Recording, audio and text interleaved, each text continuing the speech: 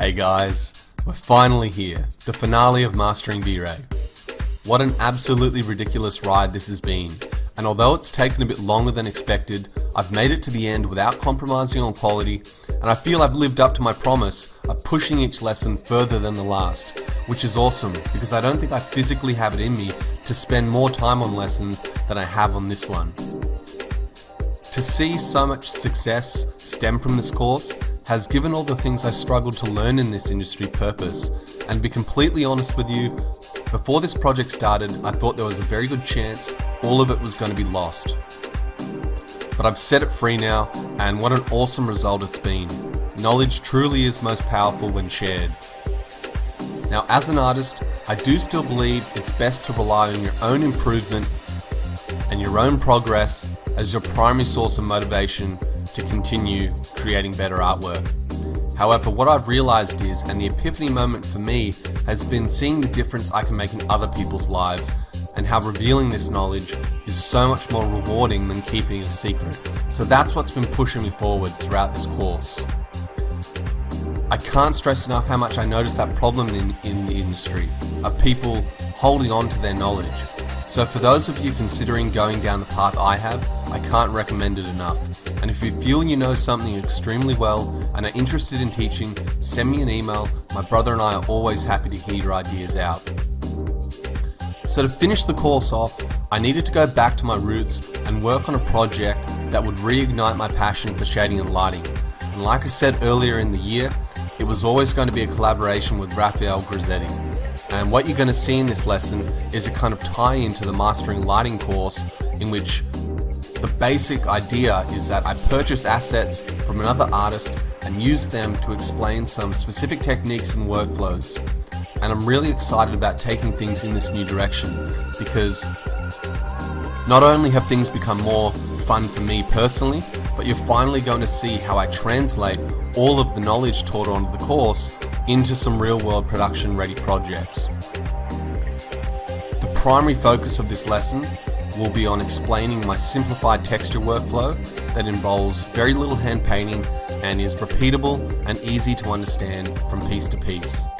The benefit of this is going to be that by the end of the lesson, not only are you going to understand all of the procedural workflows I've explained in the course up until now, but you'll also have a firm grip on how to achieve some more complex results using custom textures, without having to worry about the ins and outs of learning how to hand paint things.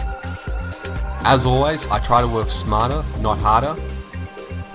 And where most people might look at the end result of this lesson and think things are very complicated, they actually aren't. I know that because I've shown this workflow to past workmates and they've understood it enough to translate that knowledge into other types of projects, not necessarily involving character work.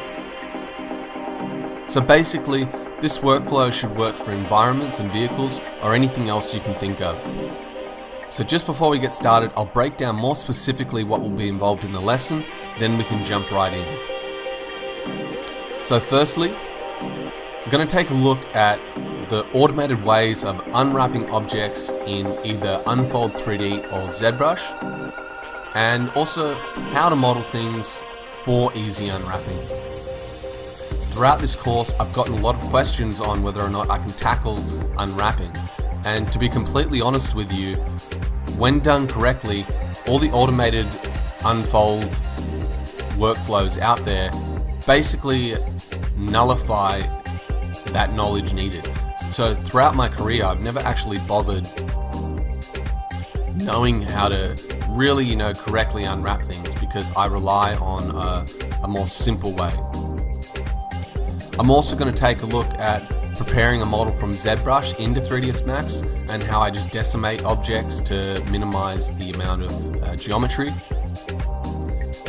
Thirdly, like I was saying, we're going to be creating some detailed textures in a simplified manner through the use of some 3ds Max tools that I'm sure not many of you know about, but are extremely powerful. Also, we're going to be constructing shaders using the new GGX method, and I will touch lightly on the skin shading as well, but like I did say, because I didn't cover that in a full lesson on this course, I'm going to dedicate a lesson to that in the Mastering Lighting course when I've got the ability to purchase some assets off another artist, and that will be provided free for the Mastering V-Ray guys. Also, we're going to be taking a look at lighting for characters and how to enhance drama in an image and bring the character off the page. Lastly, I'm going to be taking a look at retouching the final render. And this is where things get a lot more creative, and I'm going to show you that even though I'm not a retoucher myself, pushing forward in that stage and understanding that the final image is only pixels and that you've got a lot more freedom than you realize can really get the image over the finish line, and you can see what a huge difference retouching can make. I've stressed that throughout the course that a lot of the final images you're seeing from big studios have been heavily retouched. So also what I'm going to do in this lesson is introduce you to the work of Milton Menezes, who I worked with at Light Farm in New Zealand. He's one of the best retouchers in the world right now, and he's really looking forward to creating the Mastering Retouching course. But obviously time has been a factor in that. He's starting his own Light Farm Brazil office at the moment, but he is very keen to get onto that. So I'll introduce you to him. You can see kind of the work that he's involved with and how there's a huge benefit understanding what he does, even on a basic level. So to conclude, I'm going to be looking at what we'll be working on in the Mastering Lighting course and tie up this course by kind of showing you the things that I missed out on and that I want to push more of in the Mastering Lighting course. So once again, a huge thank you for all the patience you've provided me with while working on this lesson. I hope it gives you a taste of the type of tutorials I'll be creating in the future on the lighting course and even on the hard surface course, where it's more of a production focused tutorial system. For those of you that don't know, I've actually worked with Raf a couple of times in the past on some bigger projects. So if I've just gone to his website here, and if you go down, a few years ago I worked together with him on a Lord of the Rings game art cover and a Witcher 2 project. So the Witcher project was here, and basically I created the environment and the Witcher character, so modeled and shaded him, including the background, and Raf worked on the assassin character. So we worked on that at the same time, and it was a really awesome experience. That was the first time we'd worked together on a production job, and the result was pretty cool. From there, we ended up working a bit later on this Lord of the Rings game cover, in which he modeled the complete character and I shaded and lit it and worked on the environment. And Milton actually retouched this as well. So that's why now you're starting to see why I'm trying to get these guys collaborating with me, so you're getting an absolutely true representation of what it's like to work on these projects. So if I just go back here, I got in touch with Raf about working on the finale, and he gave me a really good idea of working on his Dragonfly project. So you can see here he has created this extremely detailed and well-designed character, but the rendering is all done in ZBrush, and it gets across the concept perfectly well, but it doesn't really have that production, final rendered quality that you'd expect to see on a game art cover. So the purpose of this is taking an extremely detailed asset like this and running you through the texturing, shading, and lighting pipeline that I used personally on both of these projects. So everything you're about to see is exactly what I did on these projects. There's no real change.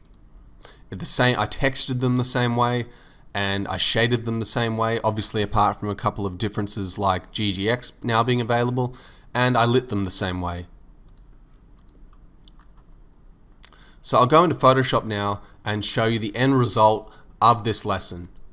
So you can see I've rendered things quite high res, Even though they're not rendered at what I'd render for a final print res version, they're 3200 pixels high, so there's tons of detail in the render, and you can't really escape any of the flaws in the model, so everything has to be textured and shaded quite well.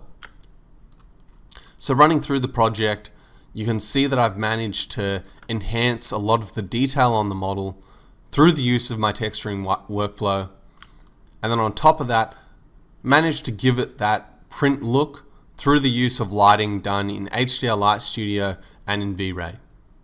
So I'm really looking forward to breaking down how I do that and some of the tricks you can use in HDR Light Studio. On top of that, you can see I've done some skin shading, and I'll be completely honest with you, I've never really been that happy with the result of this skin shading. I'll show you a couple of earlier whips without the heavy retouching done on it, where I'm getting close to realism, but it's more of a stylized,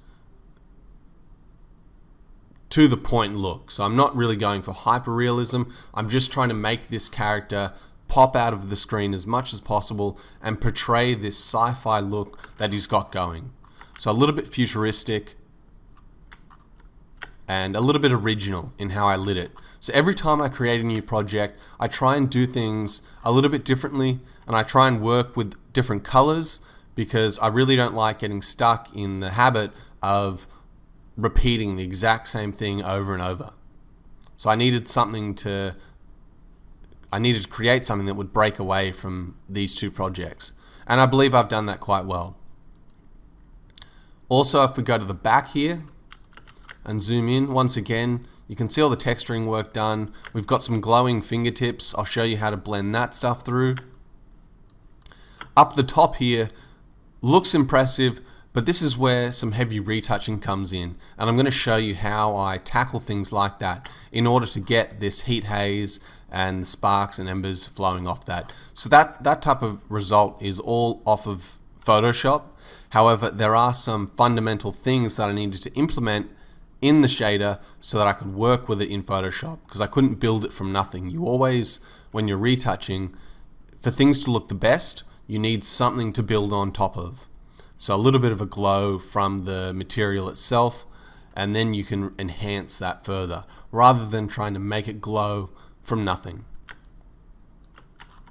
There was actually one piece in the whole project that I forgot to texture. There always is.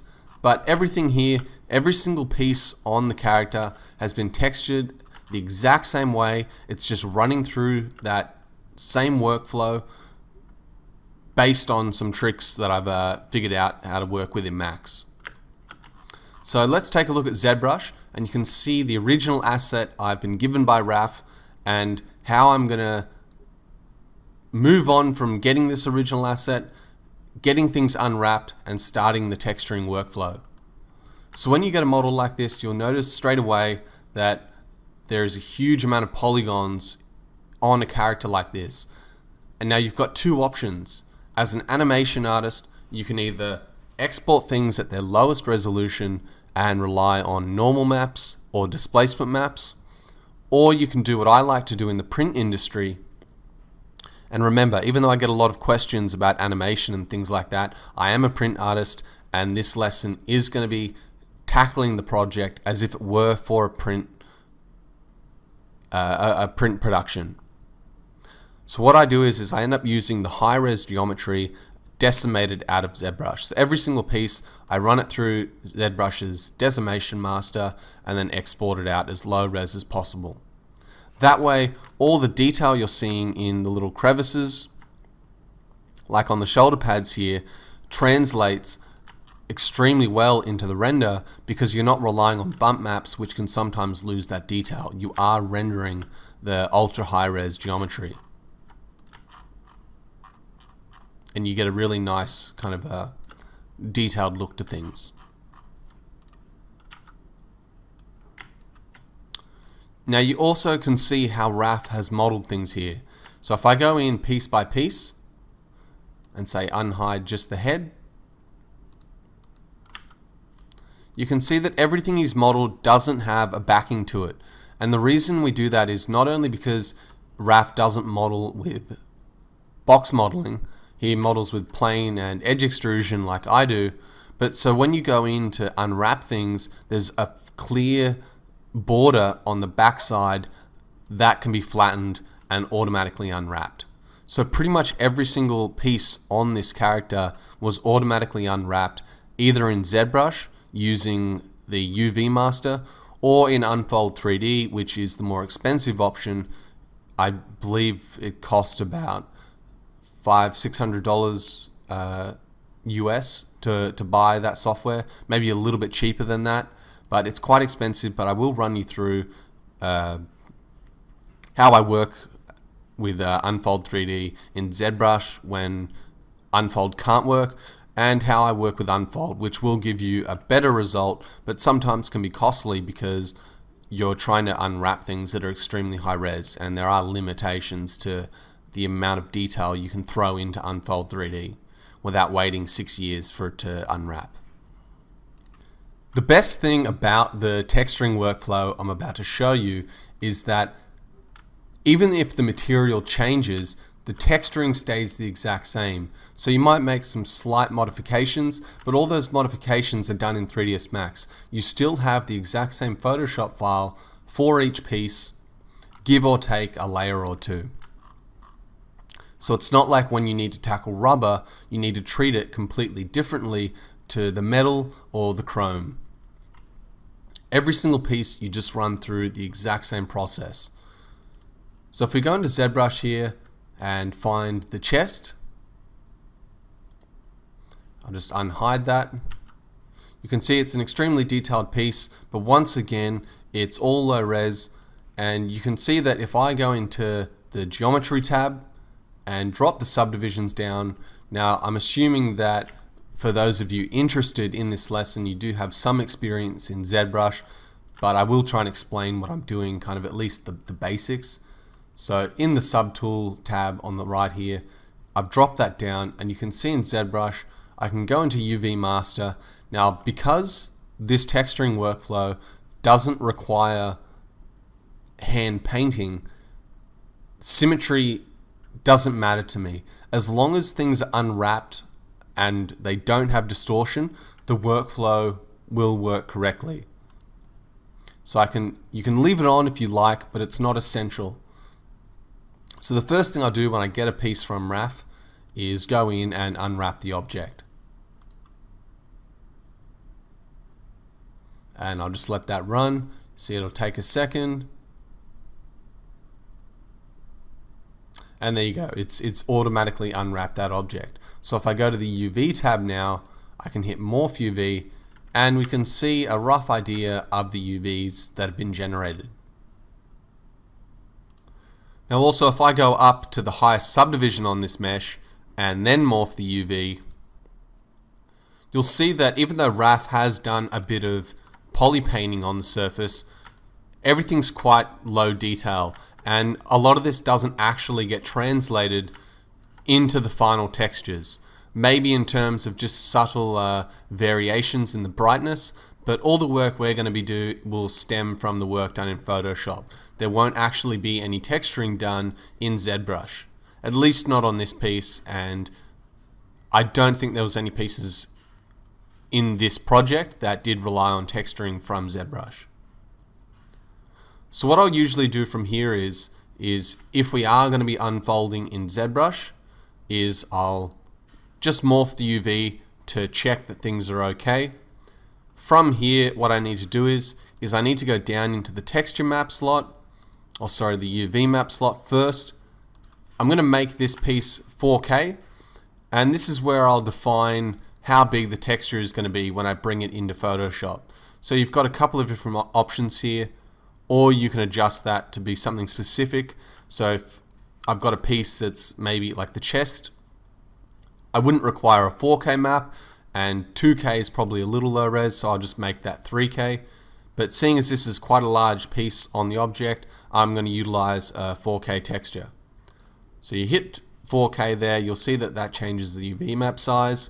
And now what I'm going to do is I'm going to go into the Create tab in the Texture Map slot, and I'm going to click New from— and you can see that that just spits out a textured version from the Polypaint data.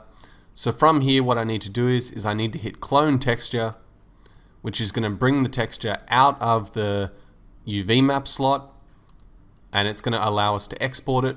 And you can see when I do that, it just loads up here, up the top. One thing to take note of though in ZBrush is that you will need to flip the texture vertically before exporting if you want it to come in with the correct alignment into 3ds Max. So from here, we've got a texture, and what I'm going to do is just export this to my projects directory and get started working on it.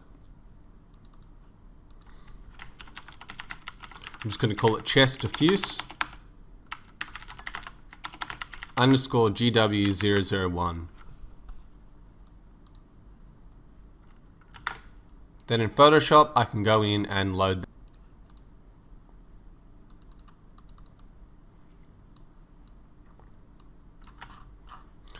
From here, I'll just zoom in, make sure things are working correctly, there's nothing crazy going on in the texture itself. Now from here, we need to get the geometry out of ZBrush and into Max so that we can start generating some of the basic textures that we're going to use to enhance the finals.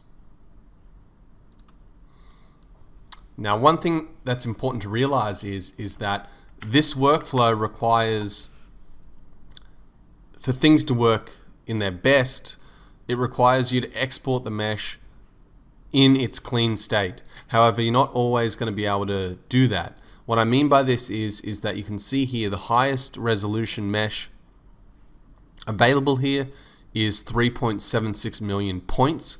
So the number's actually twice that, so it's about 7.2 million.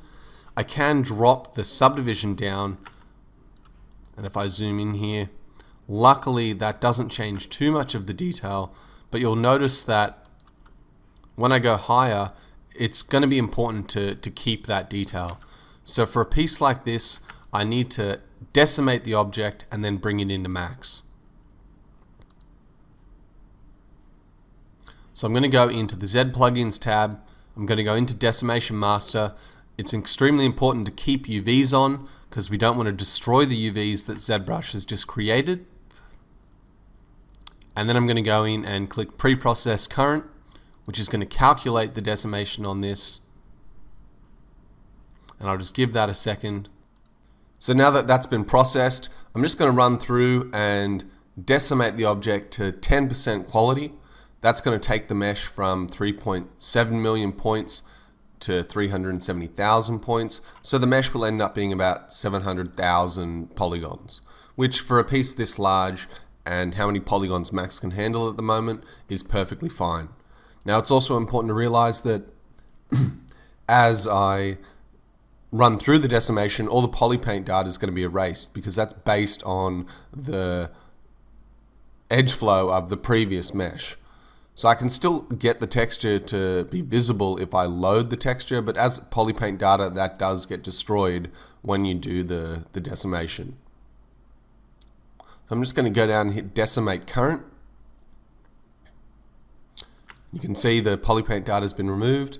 Now I'm just going to swap to a different shader and make sure that all the details still there. So you can see through decimation, we haven't really lost much. If I go in, everything's been triangulated.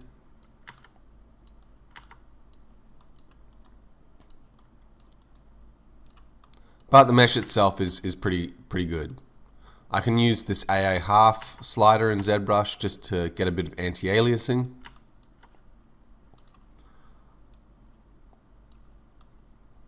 And I'm just going to export this mesh to 3ds Max now. So you just go Tool, Export.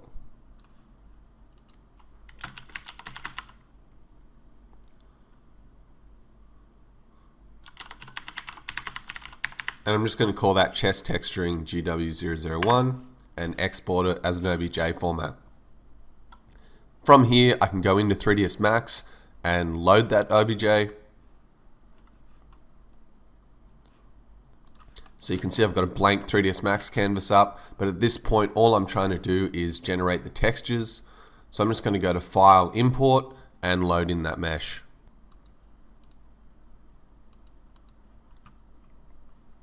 As I import the mesh, I just want to make sure that I've got import as editable poly on, just saving us a step later on, because you'll see that the texturing workflow requires the mesh be an editable poly. So I'm just going to import this. Don't worry about the little warnings you get.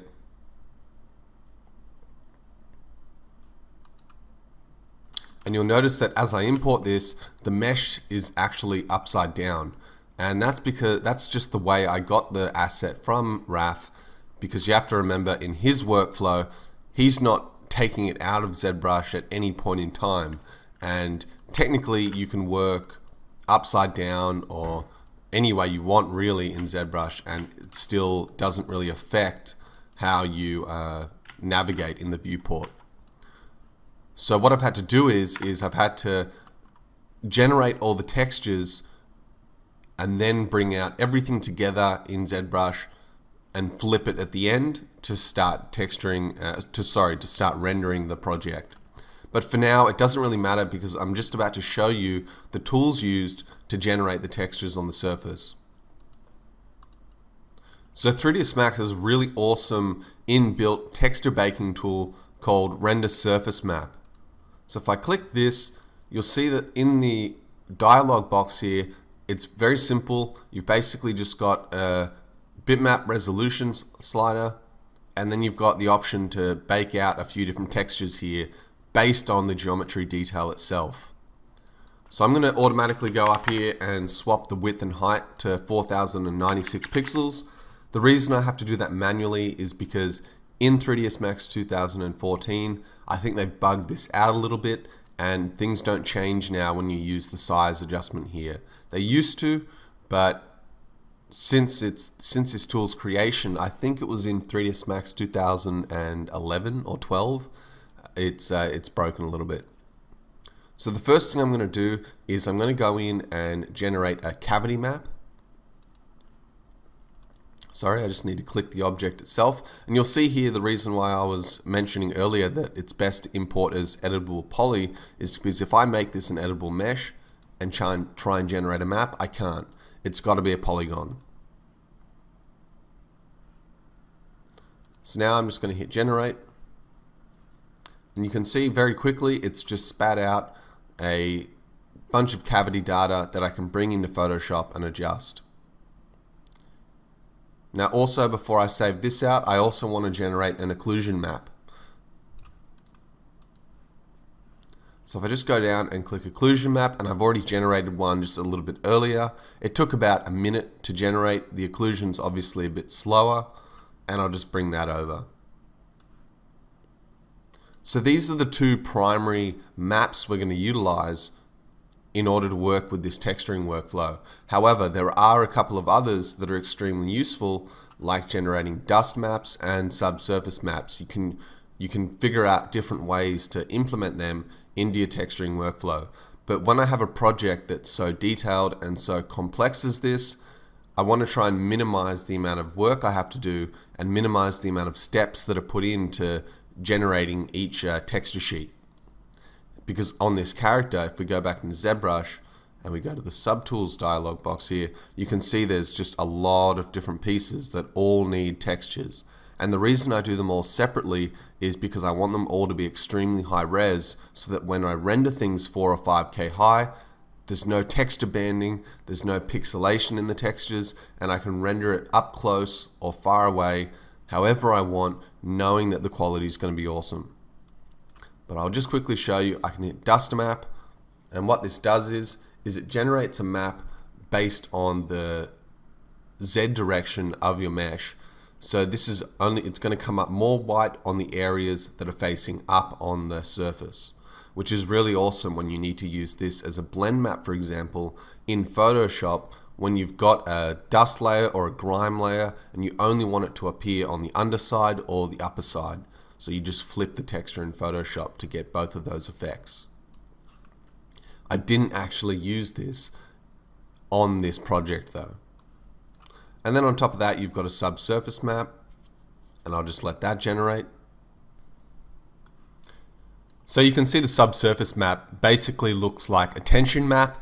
Once again, I didn't use this in this particular project, However, I have used this map in the past as a mask for, I'm going to show you this anyway with the cavity map, but what you do is in Photoshop you overlay a tileable scratch map or any type of grunge map, and then you use an edited version of this map as a mask to only showcase those scratches and that grime on the areas where the mesh is has got that tension, so on the corners and things that are exposed more than the flat areas on the surface. And then lastly, you've got a density map. So I'll let that calculate, and you can see here it's less useful. I didn't use it on this project. Now remember, because this mesh has been triangulated, that does have an effect on the map itself, and if you export from ZBrush, if I just go back here before I collapse this mesh and decimated it, you can see now the topology is a lot cleaner. And when you generate a map on a mesh that has got much cleaner topology, a lot of these problems, like the little graininess you're seeing here, goes away. So with this render surface map tool, the two most important maps are the cavity map and the occlusion map. From here, I'm just going to save these two files out. And when I do that, I'm going to save them as EXR files. So I'm just going to call it chest occlusion.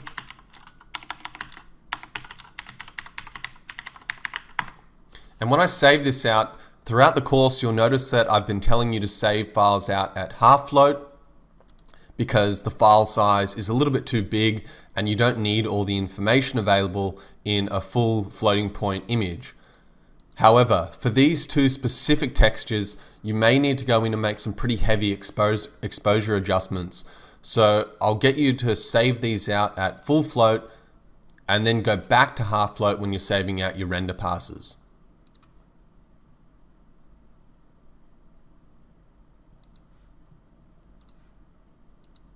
I'm just saving out the cavity map as well.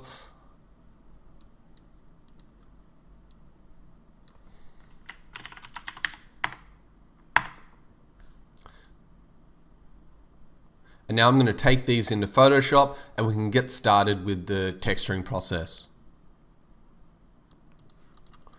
So I'm just going to load these two files up.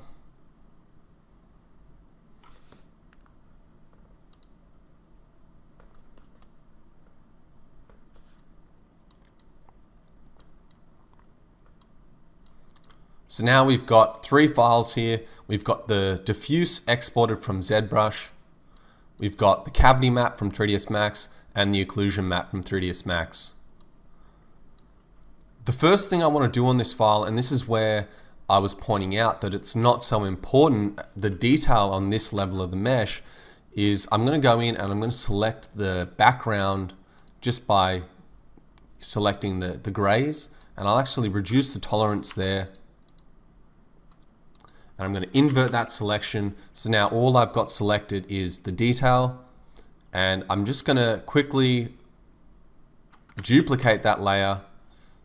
So you can see now I've got two layers. If I control select that again, I'm just going to blur this. I'm just going to use a Gaussian blur on it.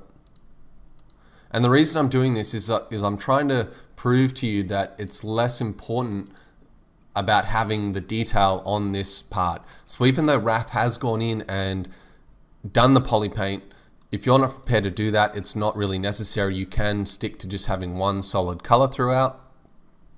But the first thing I want to do is I want to take this occlusion map and I want to make it an 8-bit file.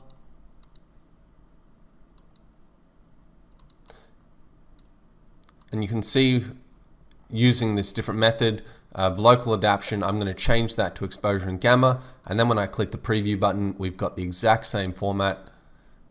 Now that I've got that as an 8-bit file, I'm going to shift drag that in over the top of the other layer, and I'm going to set this to multiply, effectively darkening off the base diffuse layer. Now, you can experiment with changing the exposure here. So I can darken this, for example, and maybe crunch down on the dark bits, and then make this 8-bit. And this is where it's up to your own artistic kind of interpretation of how dark you want the original map to be. And you see if I multiply this over the top, now we've made that much darker.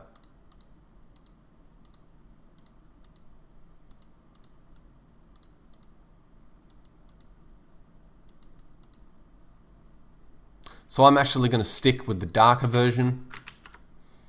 And remember, from piece to piece, I don't really do things too scientifically. If I know that I've darkened things off a little bit, I'll just once again either keep an exposure layer here and copy that from each occlusion map to the next one, or I'll just do it by eye, you know what I mean? This project has been going on now for a few weeks. I've been working on it in my spare time, so you don't always do things the exact same way, which in the end, you can't really tell the difference from piece to piece anyway. It's such a subtle stage of the texturing process. Now the next thing I want to do is I want to make some adjustments to the cavity pass, and then I'm going to screen this over the top of the diffuse part to give some brightness to the exposed edges.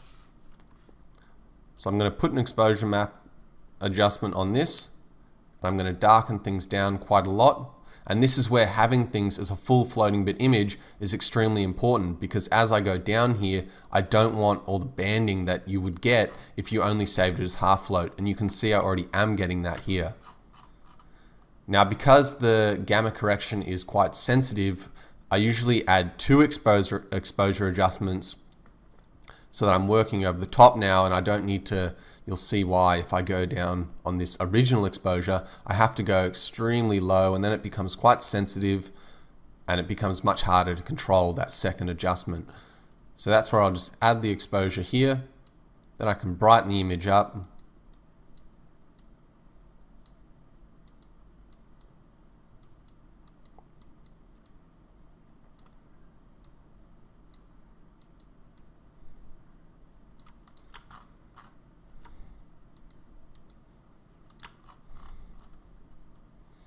And then I'm just going to flatten this image. And when I do that, I just want to make things 8-bit.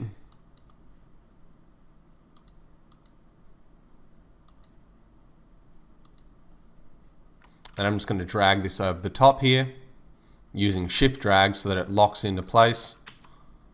You can see if I don't do that and I just drag it in, the orientation is off, so that's where I'll hold shift and drag, and then it snaps it into place. And on this layer, I'm going to set this to screen mode.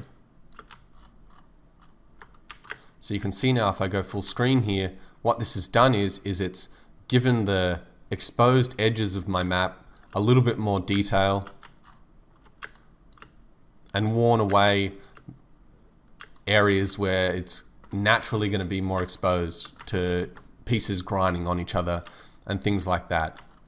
Now, depending on how detailed your cavity map is and how many errors it's got in it, for example, here you can see we've got an area that's so dense that it's not really realistic. What I'll do is I'll put a mask on that layer, and then using a paintbrush, I'll just sometimes paint away a little bit there. You can see I've got the brush opacity set to 26%, so I'm just going to bring that down, and then using my texture brush, I'm just going to paint those areas away a little bit. And I can actually change the brush here to this one, where it's got a little bit more grime in it, and I can just paint the area away there. And that's the only area I'll do that on the entire map.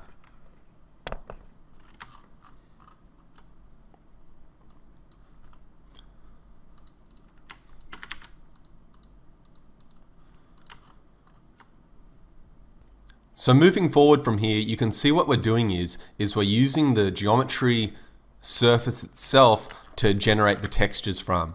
So like I was saying, there's no hand painting to get these results yet. All we're doing is using the occlusion, so the dark areas and the light areas, to bring certain features of the mesh out itself. Now from here, What I usually like to do is at the start of the project, I'll generate a Photoshop file that has a few different layers in that I've taken from my texture library. So you can see here what I've got is, I'll just run you through this file. I've got 6 different layers, and these are the only layers that are going to be utilized for each texture, and they just get blended in at different stages of the pipeline. So at the very start of the project, if I have a kind of a rough idea of what I'm trying to achieve, for example, in this particular project, it's mostly metallic surfaces, and you can see here at different points in the texture, I've just got a little bit of rough grime and scratches, and even though it's a dark render, there is a bit of dust and things like that blended into the surface, but all these things are designed to be subtle enough where it might not necessarily be noticeable from far out, but when you zoom in, it is having a massive effect on the shader itself, and you just get a lot of really nice details popping up. So I'll just move this beauty render off screen here and run you through the different layers I've got. So obviously I'll be providing all these textures in the project files, so if you ever want to make your own characters or your own texture sheets like I'm showing you here, you've got all the source files and you don't need to go in and try and figure out how to make them. However, with that being said, feel free to use whatever source textures you want as long as they're within the same kind of range of scale and detail. You don't want to use a map. See, this is where the maps I've used here as a base were only 2048 pixels wide. So that's where I've just tiled them to make sure that at 100% there's absolutely zero pixelization and the textures come out extremely clean. The beauty of unwrapping things in ZBrush without any of that symmetry and having them fit exactly to that 4K dimension rather than hand positioning things is that when you go and use a 4K map like this and blend it over the top, you don't need to worry about tiling anything or repetition showing up in the surface itself. Because different parts of the UV islands are angled differently, you won't notice any repetition in the mesh itself, even though the texture has been repeated. Whereas if you had a chest texture from front on that was fitting this whole, if I just duplicate this here, if your island for the chest piece was here like this, you'd notice the repetition because on the left and right hand side you'd clearly see that repeating. Whereas what we've got here on the left is a small angled surface. So the first thing I want to do is just show you these different layers. So as usual, I've shown you this in the free lessons, the thumbprint texture I've got here, and that just gets blended over as a kind of smudge and dust layer. On top of that, I've duplicated that layer and inverted it and desaturated it, because as usual, when you blend in a dust layer, you want those areas to be less reflective. So you'll need the inverse of that to darken off in the reflection map and the reflection glossiness map. From here, I've got a dust map, and you can see it's just a bunch of speckled dust that gets blended over at different parts of the mesh. Now, I didn't use this on all the pieces, however, I did use this in the areas which I thought might need it, like the shoes and the hands, where there's more interaction with other areas. So for example, if he's putting his hand in soil or anything like that, you end up with a little bit more diffuse coming through and a little bit more color in that diffuse map. On top of that, I've got a scratches map here that I've used as a blend map for an entirely different shader. So this won't be put directly into this map yet, into the diffuse map. However, this is a separate map used entirely. Then lastly, I've got one more grunge map which I can use as a mask in a grime layer or any kind of overlay, depending on how I'm feeling about the surface itself. So if I go back and just unhide all these layers, the first thing I'm going to do is shift drag this grime layer over the top, and you can see with it set to multiply, it's just darkening off those areas of the mesh. giving us some of that small detail. And effectively, when you add these layers in, if I take that off, you'll notice the banding visible in the base texture is a lot harder to notice when you break up the surface like this. Now, one problem you'll notice is that when I've dragged this layer in, what I've done is I've put it underneath the two occlusion and specular layers, so that what's happening is that we're not seeing any grime appear in the layers that we've overlaid. So what I need to do is I need to move this above, and now you can see what happens is that we're multiplying some of that detail in that wasn't there before. Effectively breaking up some of the more specular areas of the surface. So now what I'll do is I'll turn on the fingerprints layer, and I'm going to drag this over the top. Once again, you can see I've scaled this map quite a few times. The reason I've scaled it like this is so that once again the detail remains perfectly crisp at 100%, and because I need to make sure that the thumbprints are a relative scale to the size of the chess piece itself.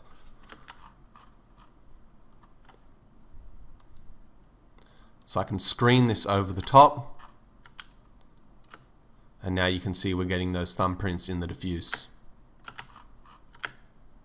Now I might not necessarily want this at 100%, so I'm just going to drop that down to 75%. And also on the grime layer, I'm just going to drop that down to 75%. Now at this point, what we're trying to render here, and if I bring up the beauty pass, is most of these pieces are metallic, and you can see they're quite dark. So one of the problems we've got here is that I haven't made any adjustment. If I turn off all these top layers, things are a little bit too bright at this point. So what I'll do is I'll add a curve adjustment layer at the base here, and I'm just going to use that to darken things down. Now when I put all these other layers over the top, you can see with that layer on, I'm just making sure that there's not too much diffuse, because as you know, metallic surfaces are mostly based on the reflection. However, there is a little bit of grime, the surface is worn down quite a lot, so we still want a little bit, but it's just a little bit too much like that. So that's where I've just dropped that down. At this point, I've shown you how to construct the basic texture for the diffuse pass, but what I'm going to do now is rather than continue on and break down how to do all the other maps based on this map, I'm going to go back into Max, and we're going to set up the original scene, how I've set up things to render at this early stage in testing, so that when we go to apply the textures on the surface, we've got a little bit of a lighting scene to work with. So you can see what I've done here is we've got a brand new 3ds Max scene. There's nothing in it.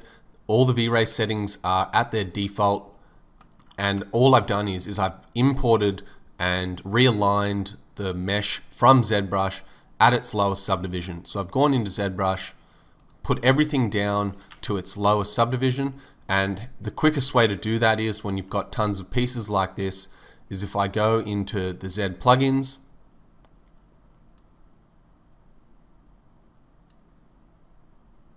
I can go to Subtool Master, and you can see sometimes it just bugs out like that.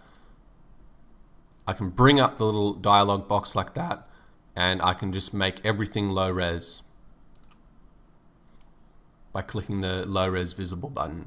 It's just going to run through, you can see on the right here, and it's going to make everything low res. And then I've just manually selected each subtool and exported to 3ds Max, grouped them all, flipped them, and then align them to where I want to be in the scene.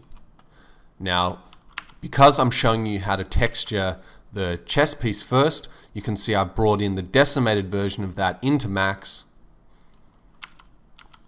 But before I assign any of the textures to that, I'm just going to set up a very basic scene for shader setup. First thing I'm going to do is make a V-Ray light, And I'm just going to set that to be a dome light. And we're going to load an HDR texture.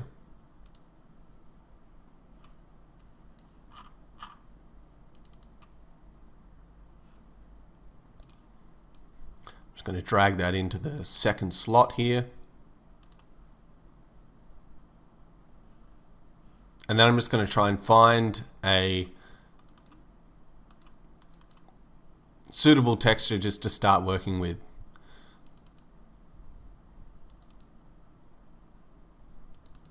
So one thing I'm going to load is HDR Sets, which is a new website which is specializing in really high quality HDRs, is offered a couple of free ones, so that's why I'm using that one in this lesson, because you can happily go onto their website and download this as a trial. So you can see the HDR is quite big. It's just an underground a little factory layout. I'm just going to load that in. I'm going to set it to spherical. You can see things are quite bright at the moment, and in my final render things are a bit darker. So this wasn't the HDR I used for the final render, it was just something I used throughout the texturing and shading phase. So I'm going to go to the overall multiplier and just drop that down to 0.4. You can see things are still bright here because the light sources are so intense. I'll just keep it at 0.4. And then in my main V-Ray material, I'm going to drop the diffuse down. I'm just going to raise the reflection up. In the reflection glossiness, I'm going to put a fall off map. Using the same tricks I was talking about in lesson 11, part 1 on the concrete floor, we're just going to use this new workflow of blending the reflection glossiness based on the angle. If I load up a preview of that, you can see how that's affecting things. But then on top of that, I need to go down once again and set this up as a GGX shader, giving it that more realistic specular fall off. Now to set up the initial testing in terms of the technical stuff, what I'm going to do is as usual, I'm going to take off divide shading subdivs, drop the minimum shading rate because I don't want V-Ray to shoot more scene samples depending on how much AA I've got in the scene. I just want to keep things at default. I'm going to turn off the image filter. We're going to set the renderer to be the adaptive image sampler, and I'm just going to go 1 and 8 here. I'm going to untick the use DMC sampler, even though I'm not going to change that just yet. I'm going to go down into the color mapping slot. I'm going to make things all switch to expert.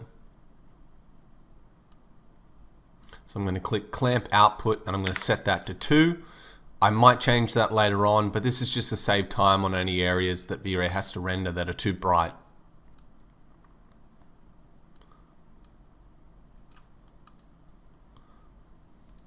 GI, as usual, I'm just going to use brute force and light cache. I'm going to leave all that. I'm going to set this to 512.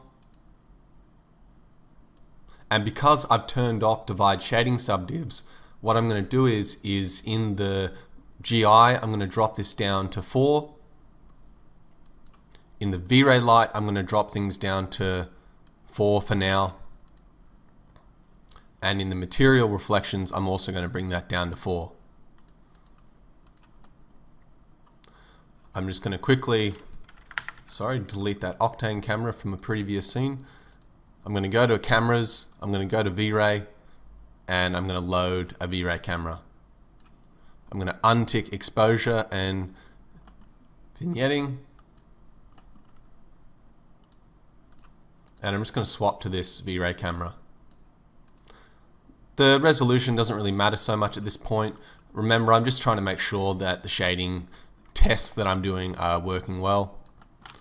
So I'm just going to quickly drag it to an area which is going to let me focus on the chest. And then I'll set the resolution to something like 900 pixels wide.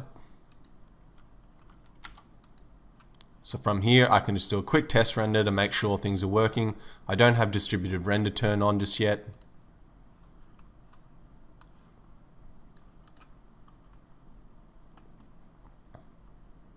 and I'll just pause it until it's done. So you can see I don't have the dome light set to be fully spherical, so I need to fix that. And I'm also just going to turn on the render elements.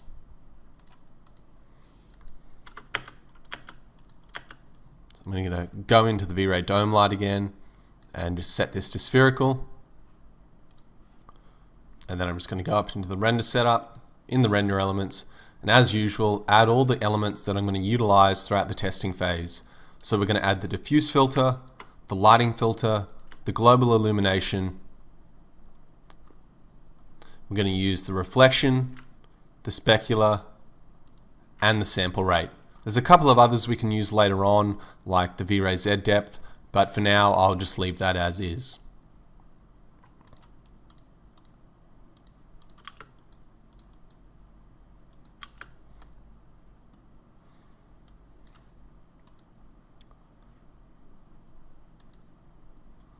I'm also going to reduce the bucket width and just up the max subdivs in the AA.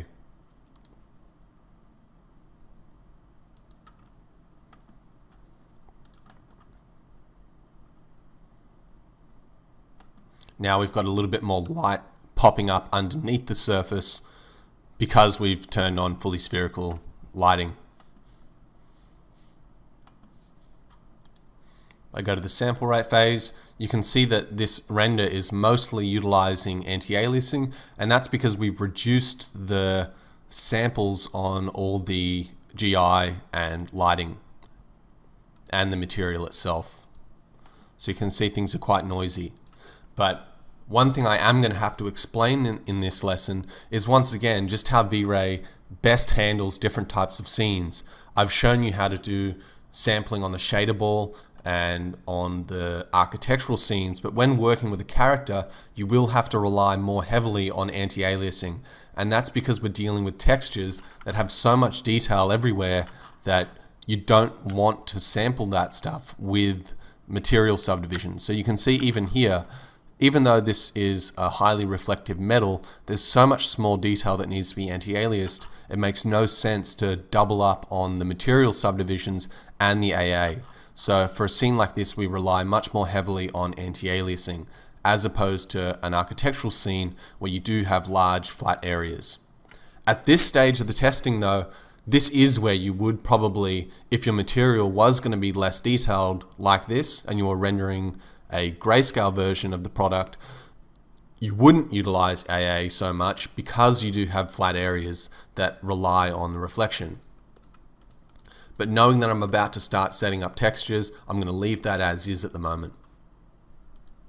So the point of setting things up in this base scene is making sure that we get a rough guideline for how the material's actually going to work. So narrowing down how diffuse, like the diffuse brightness of the material, narrowing down how reflective the material is, and also narrowing down how much glossiness there is on the surface before going in and adding the maps. So the goal here is to get the surface looking like it is a dark metal. So the first thing I'm going to do is you can see in the diffuse file we've got here, the diffuse value we've got in the V-Ray material is a little bit too bright at the moment. So I'm going to severely reduce that amount. The next thing I'm going to do is I'm going to drop down the reflectivity. And in this lesson, things are done a little bit differently now that I've changed the way I've been working with materials since GGX has been implemented, and also since I realized that things might not necessarily be 100% reflective on the edge of the surface. So in this lesson, I am going to utilize the default Fresnel reflections tick box just to simplify the texture workflow so that we aren't utilizing fall-off maps and then textures overlaid into those fall-off maps. So by default, I'm going to untick the lock button on the Fresnel, and I'm going to increase this to 2. So you can see now in our preview things get a little bit more reflective. But I'm also going to drop down the reflection amount. In the reflection glossiness, I'm going to load that up. And I'm just going to play with the settings here. So what I'll do is I'm just trying to make things a little bit more. I know we don't have maps in at the moment, so I might drop this down just a little. And I'm just going to make the diffuse one level darker. Now for the GTR tail fall off, the higher I go on that, the less effect there is going to be of that spread in the specular. So I'm just going to drop this down, and you can see as I begin to slide that, the effect is more apparent. If I go down to 1, it becomes a little bit too much. So I'm going to keep this at 1.6. And just for this testing phase, I'm going to up the subdivisions to 6. And I'm going to re-render this.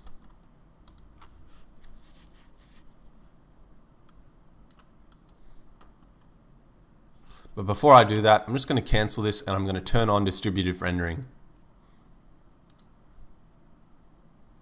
Making sure that transfer missing assets is on, because utilizing my home network, sometimes it needs to transfer an HDR or something from a different location.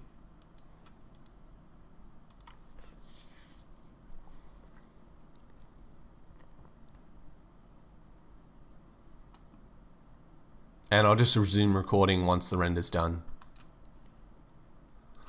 So things are looking a lot more metallic now, but there is still a little bit too much brightness in the shader. However, that can be a combination of maybe too much light itself being reflected, or the material reflectivity could be too high. So I'm just going to drop down both of those just a little bit.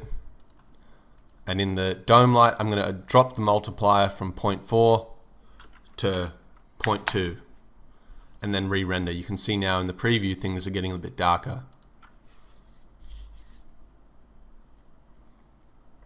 The one thing there is in this render is that nice fall off based on the actual reflection angle. So we're getting a kind of bloomed highlight on the reflections, all in that one single layer. Remember, the geometry here is quite low res, so you are seeing it look a little bit soft and not very metallic for that reason.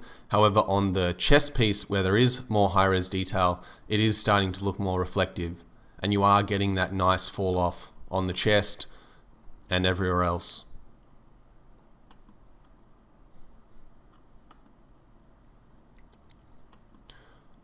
So one thing that's happened is now that I've dropped off the brightness of the HDR, things have gone a little bit too flat. We're not getting enough. So I'm happy with how things are looking in the darker areas, but the brighter areas are a little bit too soft.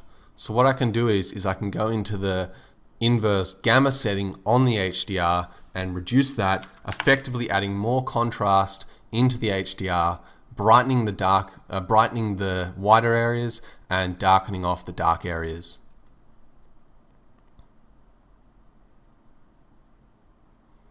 So when I render this, we should see these bright areas pop more.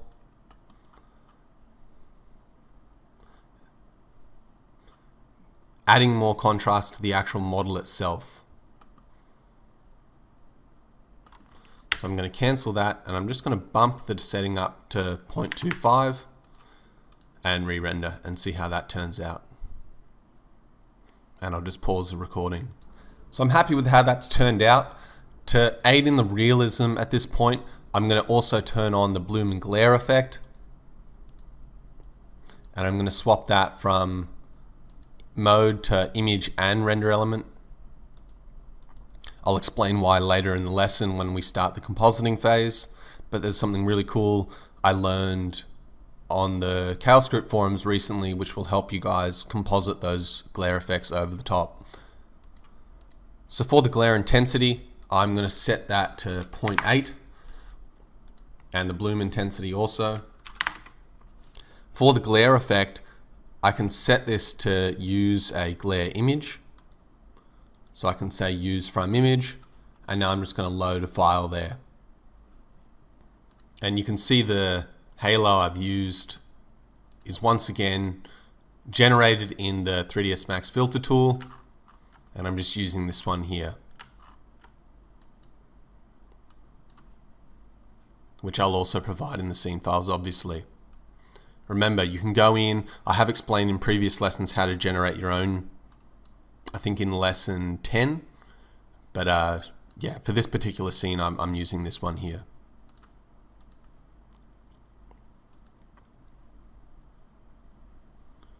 Okay, now I'll re-render the image.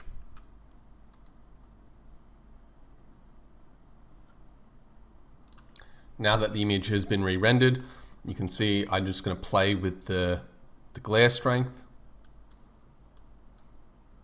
It is dependent on the size of your render as well as the reflectivity.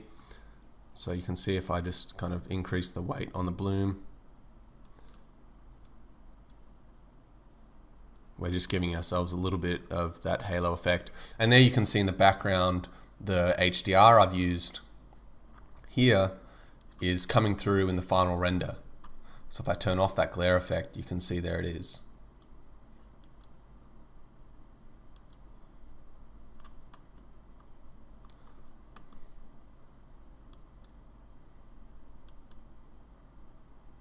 And as I decrease the weight of the glare effect, the weight of the bloom effect increases.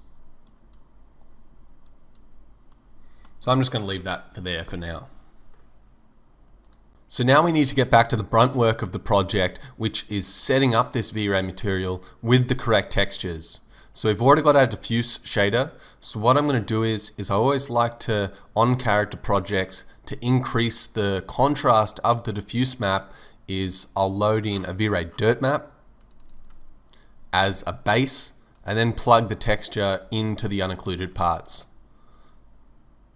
So in the occluded part, I'm just going to drop this up to 1 so it's not completely black, and then I'm going to load in our texture.